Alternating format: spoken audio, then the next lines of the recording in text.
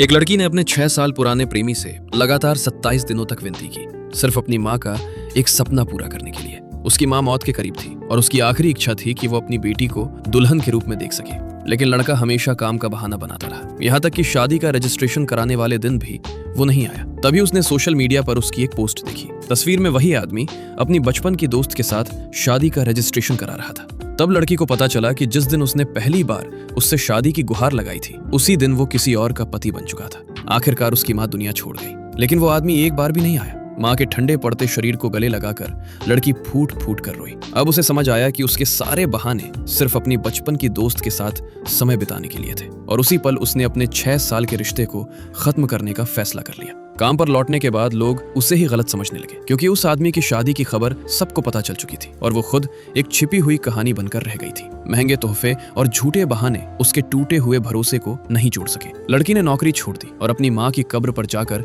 नई जीवन की शुरुआत करने का संकल्प लिया। वर्षों का प्यार अब उसे एक बुरा सपना लगने लगा था। जब वो आदमी उसे वापस मनाने आया, तब बहुत देर हो चुकी थी। उसने उसकी उंगली में पहनाई गई अंगूठी लौटाने की कोशिश की, लेकिन उस अंगूठी की चमक अब खत्म हो चुकी थी। आखिरी चोट तब लगी जब उसकी बचपन की दोस्त लड़की के घर में उसकी ही नाइट ड्रेस पहनकर सामने आ गई। इस बार उसने कोई बहस नहीं की। उसने अपना सामान उठाया और हमेशा के लिए उस घर से निकल गई। आदमी लिफ्ट के पास खड़ा होकर उसे रोकने की कोशिश करता रहा, लेकिन लड़की अब कभी पीछे मुड़कर नहीं देखने वाली थी। जिस इंसान को वो कभी अपना सब कुछ मानती थी, वही उसकी सबसे बड़ी गलती बन गया।